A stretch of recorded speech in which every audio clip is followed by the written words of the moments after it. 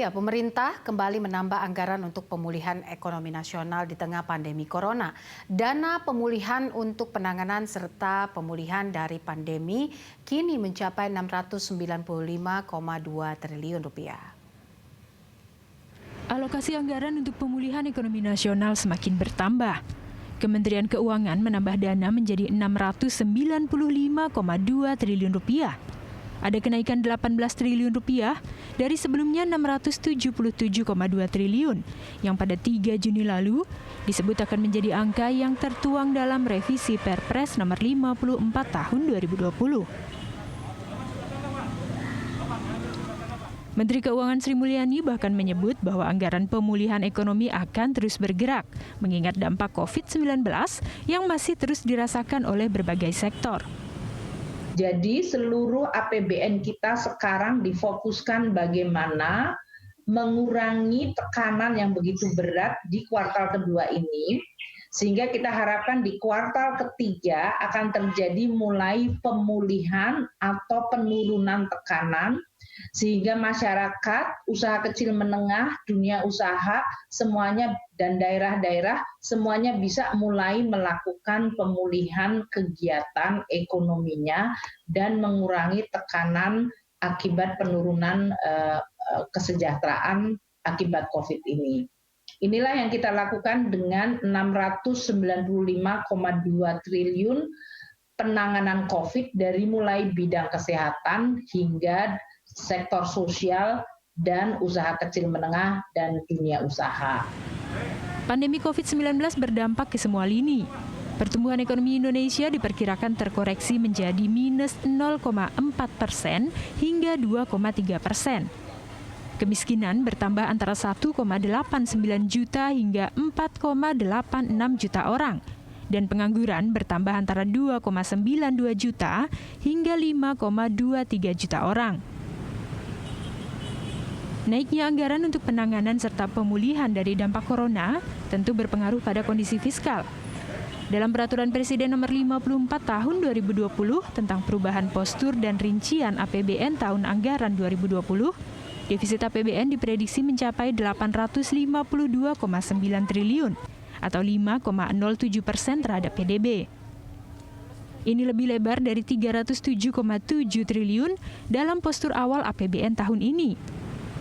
Saat ratas dengan Presiden Jokowi pada 3 Juni 2020, Menteri Keuangan Sri Mulyani menyebut defisit anggaran bisa semakin melebar hingga mencapai 1.039,2 triliun atau 6,34% PDB. Tim Liputan, Berita 1. Ya, pemirsa, pandemi corona menghantam hampir semua lini perekonomian. Kebutuhan dana besar untuk stimulus serta langkah-langkah pemulihan menjadi tidak terhindarkan. Dengan semakin besarnya kebutuhan anggaran, bagaimana menjaga fiskal agar tetap sehat di tengah pandemi? Kita akan membahasnya bersama ekonom senior dan juga guru besar ekonomi Universitas Gadjah Mada.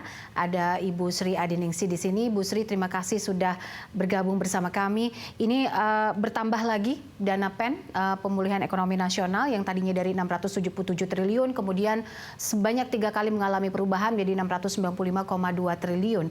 Anda melihatnya seperti apa dengan penambahan dana PEN yang dilakukan oleh Kemenq ini?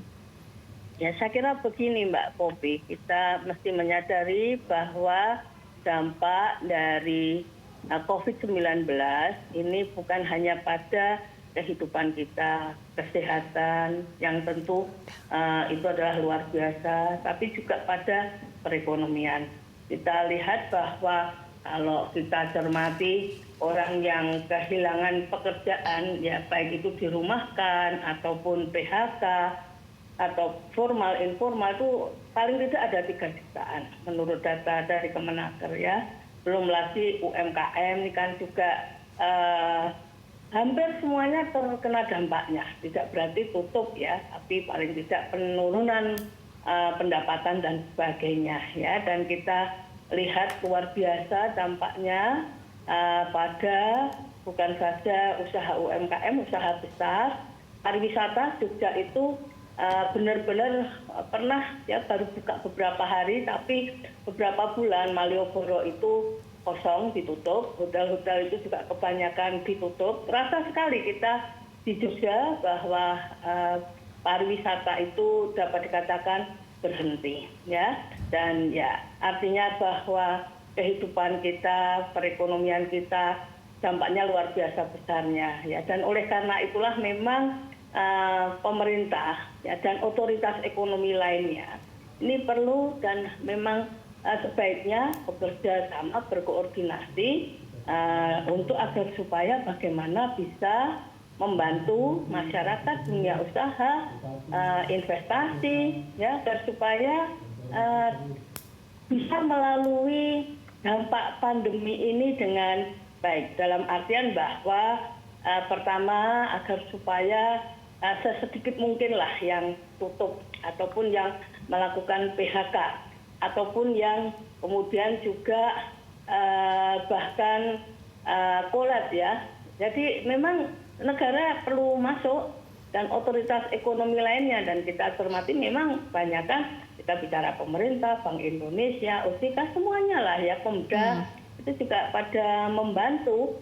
Dan ya saya kira kita ini kalau tidak berhati-hati, tidak segera disikapi, tidak segera ada tindakan yang tepat dan tepat dari otoritas ekonomi, khususnya pemerintah, karena tetap anchor-nya itu adalah pemerintah, dikhawatirkan dampaknya akan sangat merusak sekali. Ya. Baik, Ibu Sri, maaf saya potong sedikit. Tadi bicara soal Ibu Sri bilang jika ini tidak betul-betul dimanfaatkan dengan tepat dan cepat begitu, maka ini akan menyebabkan dampak yang sangat signifikan bagi kehancuran bangsa, khususnya soal defisit yang terus bertambah begitu. Ini apa saja yang menurut Ibu harus cepat ditanggulangi karena kita berpacu dengan waktu, dan juga soal pandemi yang kita tidak tahu sampai kapan waktunya? Ya, tentu saja pandemi kan kita berharap bisa segera diatasi. Kita menunggu vaksin, ya. Tapi mengenai dampak ekonomi ini kan tadi saya sampaikan. Pertama-tama ini kan dalam masa-masa menuju normal, ya, kemudian pemulihan ekonomi yang berkelanjutan, ya. Itu nanti kan pertama-tama membantu supaya mereka bisa melewati masa-masa kritikal ini dengan baik, ya. Dan ini memang bantuan ini ya yang saya harapkan, misalkan kan ada bantuan untuk mendapatkan keringanan pajak ataupun juga bantuan untuk restrukturisasi kredit, bantuan untuk katakanlah pelatihan orang yang kena PHK dan lain-lainnya, ya, termasuk dana, ya, kredit baru, ya, untuk UMKM dan juga dunia usaha. Nah ini sering sekali yang ini memang harus segera dan tepat. Hanya saja biasanya permasalahan yang sering muncul ini adalah berbagai kebijakan. Di atas kertas bagus, anggaran ada, tapi begitu diimplementasikan, begitu akan dilaksanakan, ini banyak ganjalannya, ya, tidak mudah. Katakanlah kita akan mendapatkan pemotongan pajak. Ya. Itu prosedurnya yang harus dilalui itu tidak mudah, termasuk juga restrukturisasi kredit. Ya. Itu juga tidak serta-merta akan bisa mendapatkannya. Jadi diantaranya seperti itu. Baik, Ibu Sri, Ibu Menkyu kan bilang bahwa dana PEN ini akan terus bergerak selama masa pandemi ini masih terus berlangsung. Artinya kekhawatiran di sisi yang lain adalah seberapa besar bahwa ruang fiskal ini bisa terus mengakomodir kondisi ini? Saya kira begini, ingat krisis 98, ya, bahwa pada situasi darurat seperti itu memang negara, pemerintah, otoritas ekonomi itu adalah menjadi satu-satunya tempat dunia usaha masyarakat bergantung, ya. Dan pada saat ini saya kira mudah-mudahan kita tidak sampai masuk sedalam itu, ya, kemerosotan ekonomi. Dan oleh karena itulah tadi saya sampaikan memang peranan APBN ini krusial sekali. Dan ya tentu saja kita berbicara APBN, dan sekarang ini kan yang terkena dampak luar biasa banyaknya, ya. Seperti tadi saya sampaikan, UMKM kita ini kan memang banyak, tapi ya hampir semuanya terkena dampak. pariwisata kita dan juga dunia usaha. Hanya memang kita agak beruntung ekonomi Indonesia itu secara umum yang masih terkait dengan relatif dengan sumber daya alam. Dan kemudian konsumsinya yang tinggi. Kemudian juga pengelolaan keuangan negara cukup prudent. Sektor keuangan kita juga secara umum sehat dan kuat ya, sehingga terkena guncangan pun adalah dampaknya. Tapi kita berharap tidak sampai kemudian akan membuat sektor keuangan itu akan kepukul sekali ya. Dan juga ya salah satu yang menurut saya luar biasa, transformasi digital yang tengah berlangsung. Ini sehingga membuat begitu kita harus semuanya hampir semuanya online, itu juga transformasinya bisa dilakukan dengan cepat ya.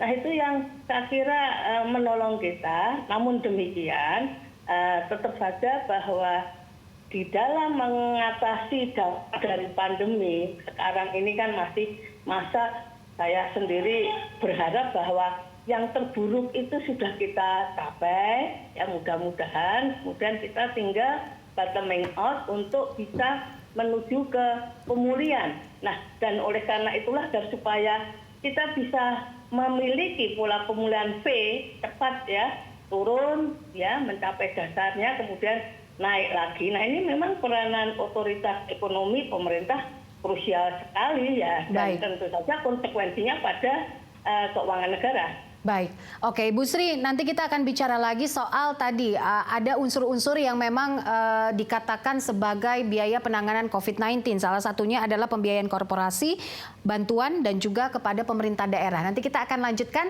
kita jeda sebentar pemirsa, tetaplah bersama kami dalam Hot Ekonomi.